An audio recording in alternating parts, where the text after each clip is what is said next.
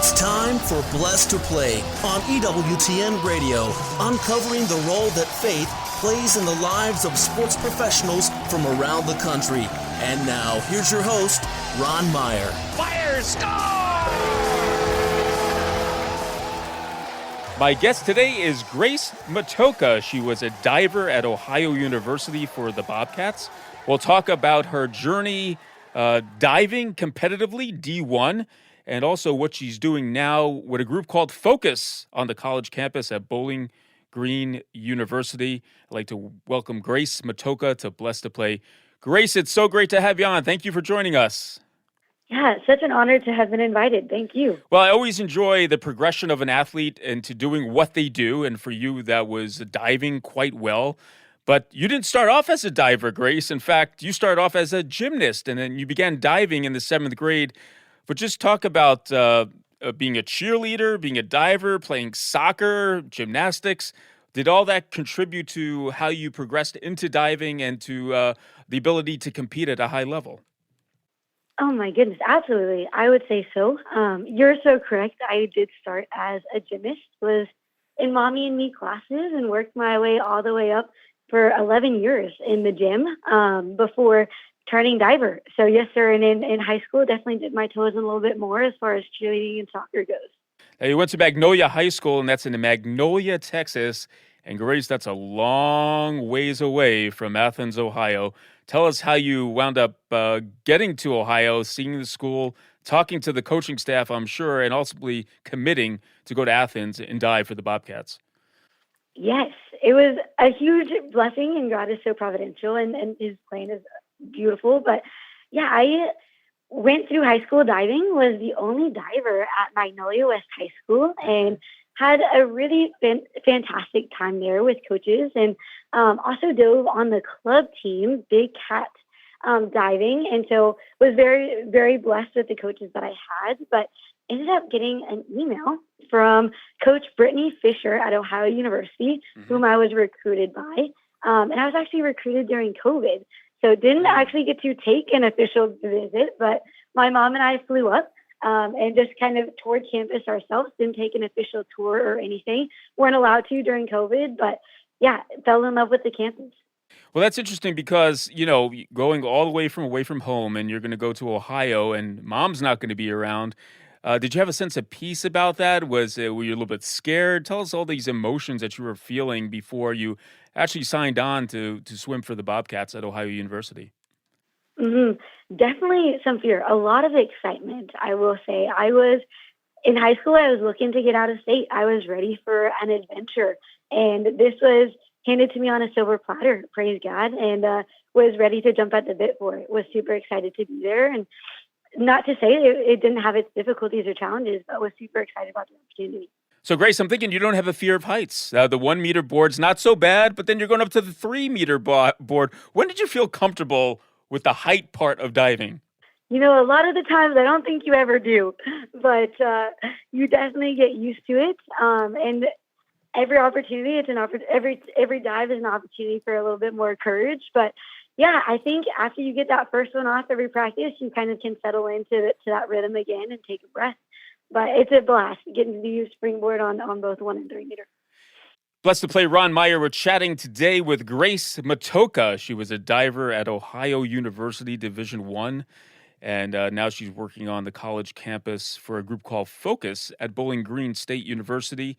And I understand you come from quite an athletic family. I think your brother played quarterback at Colorado School of Mines. So talk about your family dynamic and athletics within the Matocha household, if you will. Oh, yeah. Happy to do so. One of my favorite topics my family is. And again, been very privileged to be in a household of 2 older brothers. Matthew is the oldest. John is the second oldest. And myself, Grace, and my little sister, Faith.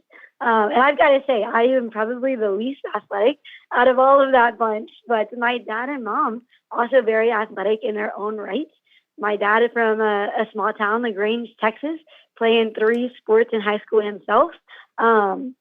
Baseball, football, and basketball. And my oldest brother, baseball and football as well. John football in high school, and then actually had the opportunity to, like you mentioned, play at Colorado School of Mines, and had a huge, tremendous success there in the RMAC.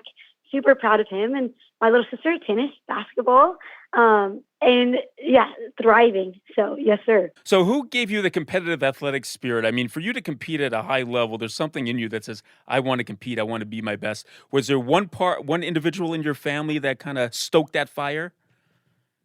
Yeah, I think we are a Christian household, and so I think the father takes a huge lead in a lot of those roles, in the faith, in the sports, in the discipline. And so I would absolutely say he instilled that in us all early on, but that's not to say that the mother is not part of that mission. And so my mom also had a huge instrumental role, and just, how to live a program of Christian life well. And part of that is actually lived out really well and easily seen on the field or in the pool through athletics. So absolutely getting to be coached up well in discipline and work ethic as a gymnast, and continuing that on. Well, I want to talk about your career at Ohio University. We're going to dive a little bit deeper into that, if you will, pun intended. You competed in the MAC championships. You were named academic All-MAC, I believe, for 2 seasons. What were some of the highlights of your career diving and some of those meets that were most meaningful to you? That's a fabulous question. I would absolutely say some of the meets that are the most meaningful, the alumni meets, the green and white meets. So those meets at the beginning of the year, as well as the senior meet, I think both are kind of bookmarking. The first two, the alumni and the green and white, kind of bookmark the beginning of a season, a fresh start, a new team. We've got some fresh legs on the boards, and just a whole lot of excitement there. But also, I would be remiss without pointing out the opportunities we had to travel. We got to travel for my first time to New York to compete against Bowling Green, and we competed at Kentucky. And just the opportunities that we get as a team to build that culture and have those good conversations and that relationship on the road as well. Blessed to play Ron Meyer. We're chatting once again with Grace Matocha. She was a diver at Ohio University for the Bobcats. And Grace, I've interviewed a few swimmers, actually, and they tell me that they had to get in the pool like at 5 in the morning, and that's an early, get wet, go to practice. Was that the same for the diving component there at Ohio University? Pretty similar. Yes, sir. We're in the water pretty early in the morning, and on the days we had 2 days, I think the hair was wet for about 24 hours straight there. But again, a huge blessing and an absolute fun time. But the swimmers, being on a swim and dive team, our workouts are quite different, to be honest. I would not call myself a swimmer. Can swim to about the edge of the pool, and that's about it. But huge respect for that. And I think it's really enjoyable to get to cheer each other on, even in those differences, and be united as a team. Yeah, I didn't mean to lump swimming and diving into the same category. Totally different, but you're still getting into the pool and getting wet, and part of that swim team and diving team. I want to talk about your All-MAC academically. So you managed to balance it pretty well, the student-athlete part of it. Did that take some sacrifice? How did you go about that to achieve such great results academically? I think anything worthwhile takes a little bit of sacrifice, and I think that's part of those values that were instilled and through the family, and through the sport growing up as well. But yes, sir, I think sacrifices were made, and sleep maybe some days, and other fun events other days. So, but absolutely, but all worth it, and super blessed to have gotten the education that I did from Ohio University. I got to dip my hand into some undergraduate research under Dr. Fabian Venencia, and he was a fabulous mentor to me in the lab. So tremendously thankful for the opportunities I had there. Yeah, you mentioned being a researcher, and I know right now you're doing work on the college campus, but how do you plan to use that in the future? Do you have aspirations to go further with that? Totally. Going into college, I absolutely did. I was hoping to be a lab rat, pipetting, and making steps forward in that world. It has since been applied in the classroom. I graduated in 3 years, actually made the move back home to Magnolia, Texas, and taught in the same school district I was a student in. I was teaching 6th grade science for a year back home. Well, that's interesting. So you always have that in your back pocket, so to speak, your education. Now, I want to talk about your the camaraderie part with it. The teammates that you had. Talk about that experience. I'm sure your diving teammates came from all over the country. Um, that must have been something different from you coming from Texas and just being amongst people from all over the country and now calling them your friends. Absolutely. And friend is a great word, and I would use that every day, all day. That group of women were really special, and they welcomed me with open arms. I mean, when you get a team of 34 women together and are able to have a family culture like we did, it's a really beautiful thing. And so, absolutely, we did have some international students, and it's so great to get to learn from them and get to have those good conversations with them. Myself had the opportunity to live overseas, and so got a little taste of the beauty of that experience myself. And so getting to relate to them on a number of levels in that way as well.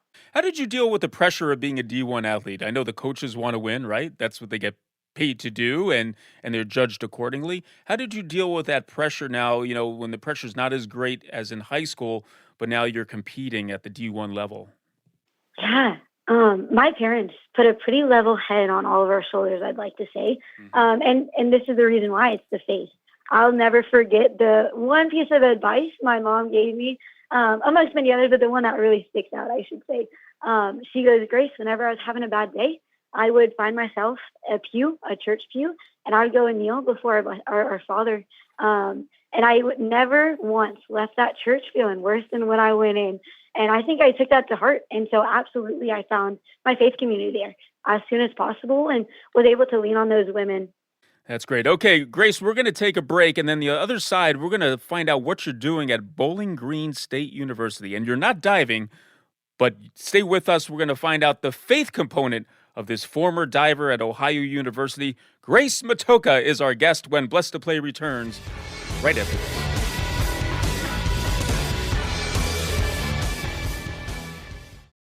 This is a Pro-Life Minute with doctors Stephen and Gracie Christie. Here's a pro-choice argument that always makes me cringe. A fetus or embryo is not alive, it's just a clump of cells, and nobody really knows when life begins. What's your answer to that? Sure. Whether or not something is alive is not a matter of philosophy or religion or politics or personal introspection. What is alive or living is a purely scientific question that science has fully settled, and it's spelled out in nearly every embryology and biology textbook used in just about every medical school the world over. There's overwhelming scientific consensus that from the moment of conception, an embryo fulfills all 8 criteria of biological life.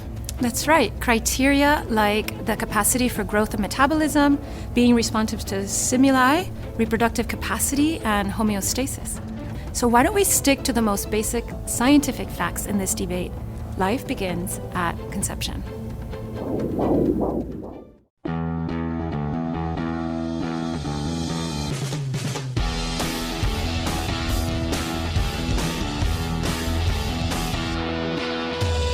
Welcome back to Blessed to Play. Ron Meyer joined today by Grace Matocha.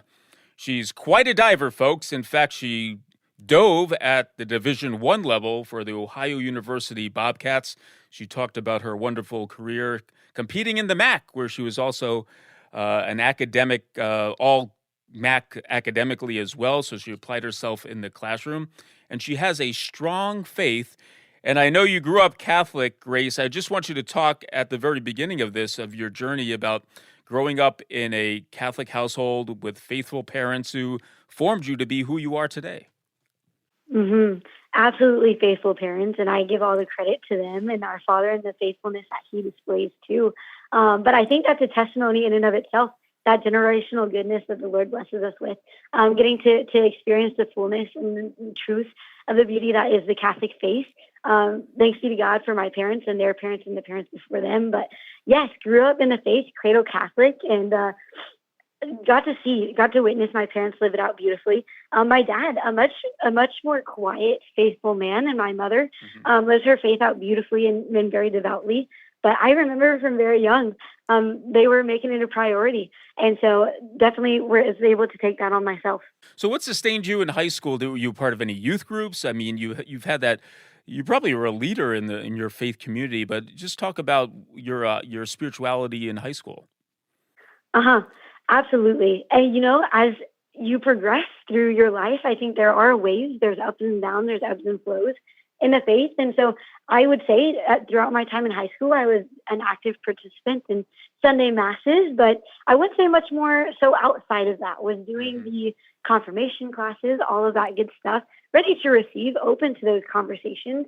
But I would not say that there is much initiative on my end to seek that out. And I think that's a result of maybe some busyness.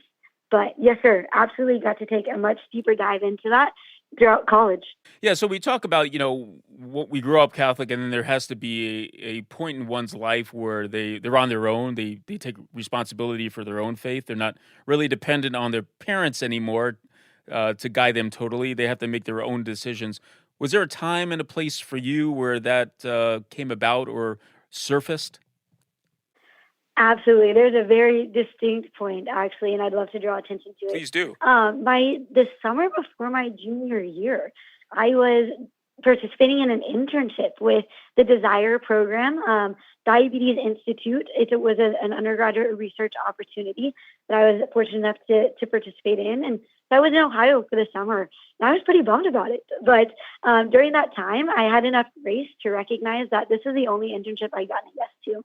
And so I was ready to walk through that door that I knew very clearly the Lord had opened. So definitely got to move into the apartment out of the dorms after the first 2 years, and just had a summer where I was consuming a healthy appetite of scripture, spiritual knowledge, spiritual audio, things like Bishop Barron, Word on Fire, Pints of Aquinas, Father Mike Spitz, YouTube videos, The Chosen was coming out. So absolutely got to dive into it that summer. Blessed to play Ron Meyer. We're chatting today with Grace Matocha. She was a former diver at Ohio University, and she's now working at Bowling Green University for a group called Focus, the Fellowship of Catholic University Students.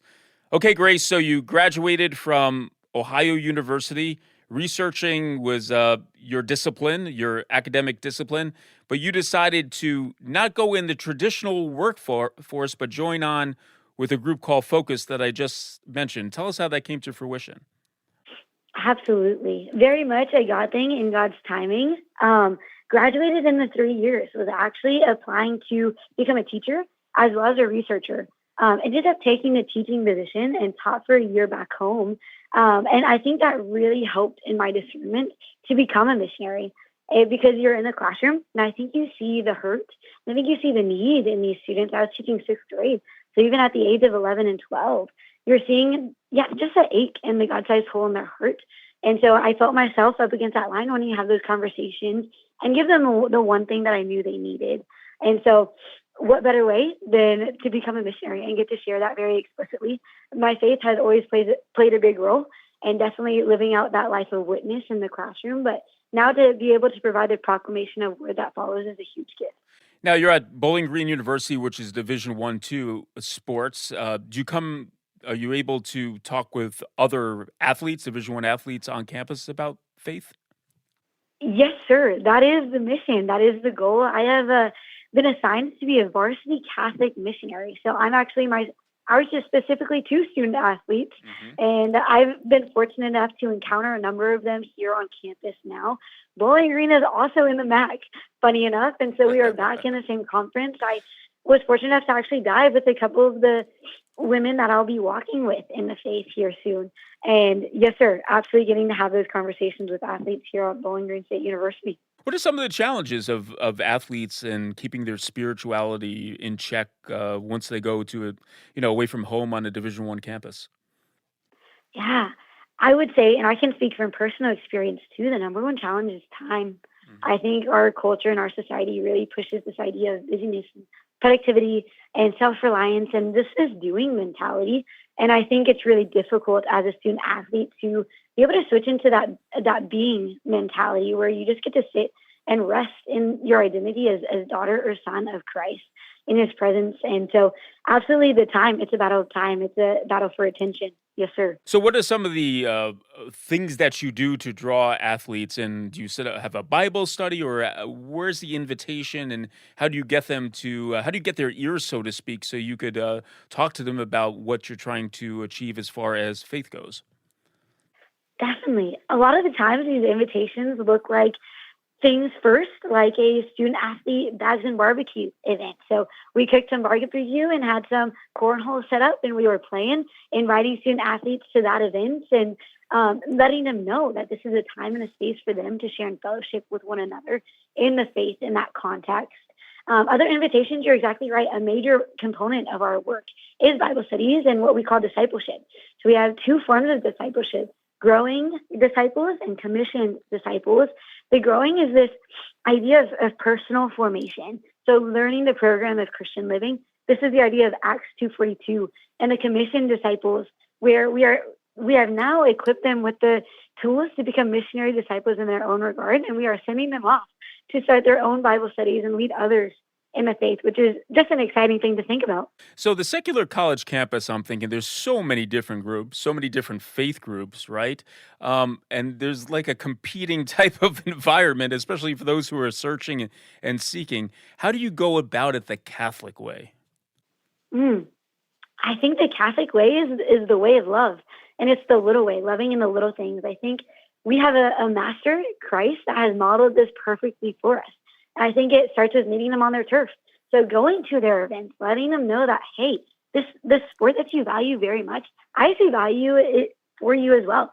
But I want you to know that too, I value you more. And so just that offering of love and authentic friendship, which unfortunately is something that's become so rare in today's society. Taking them out for coffee and not checking your phone for maybe the 45-minute, 10-hour-long conversation, something like that. Letting them know that, yeah, not always how is practice, how is the meet, but how are you? What does your prayer look like? How can I be praying for you? Those are a little bit more intimate, deeper questions. You know, one of the things that on the college campus, it's such a great time also for young people because they're looking to grow, they're looking to be fit into the world, so to speak, and you're catching them at that time when they're going away from home and being with Varsity Catholic, you're an athlete, so you have that experience to build on as well. So that must be very gratifying.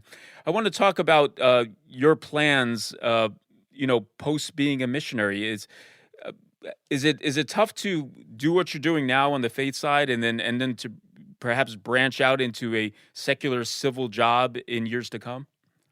That's a great question. And I really do believe that we are all called to be missionary disciples. I love what you are doing with your show. And I think that you are a missionary in your own right. You are spreading how God has worked very intimately in the lives of these people that you interview. I hope my dad, he's an engineer. I hope he's on mission to his mission partners in the way that he lives. He converses with them. There should be this distinction where people recognizing like, oh, there's something unique about the way that Grace does this throughout her day, even in the mundane. And so that witness, I think, is huge. But to answer your question a little bit more clearly, I feel very blessed to have this opportunity, and we are committed for at least 2 years. But I don't think it ever stops. It would be my answer. We're chatting today with Grace Matocha, a former diver at Ohio University, now working at Bowling Green University for the Fellowship of Catholic University students. And she's making an impact, encouraging athletes in their spiritual life and reaching out to them in the various ways that she discussed. Now, Grace, Bowling Green is going to play Ohio in the MAC, and I got to ask you, it might be a football game, it might be a dive meet. Where does your allegiance lie? Oh, goodness, you're going to get me in trouble on this one. That's a tough one. I tell my student athletes that I have the privilege of encountering. I'm full in for them until game day. I think we got the privilege of interacting with teams like the hockey team and the football team and I mentioned the swim and dive team. And actually, Ohio just played VG in football, and Ohio came out with the win. But yeah, for hockey, I still have an OU hockey jersey. So waiting to see if we'll pull out a VG one as well. I'm thinking your life is so busy with athletic events. What else do you do besides going to sporting events and being around athletes? What are some of your diversions to just, if you want to chill or just get away from it all? That's a great question. And, funny enough, we've actually had a number of conversations about leisure this week and how to rest well on our off day. But a lot of that activity is just in relational ministry. Mm-hmm. So, yeah, maybe relaxing and going for a hike somewhere around here, or Lake Erie. I've never been as close as I am now to a Great Lake. So absolutely seeing sights that I haven't seen before and just really resting in Christ's creation, because all things beautiful point to him. But also, really enjoy working out, things that are healthy for the body and the mind, that allow creativity to flow.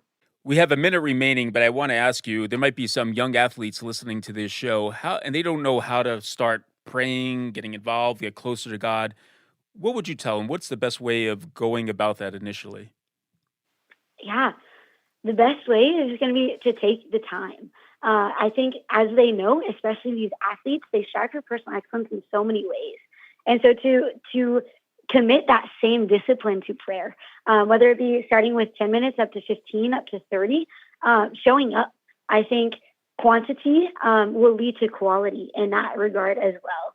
And so the Lord does a lot of the heavy lifting. You just have to trust and put your faith in him, that he's working in your heart the way he so desires.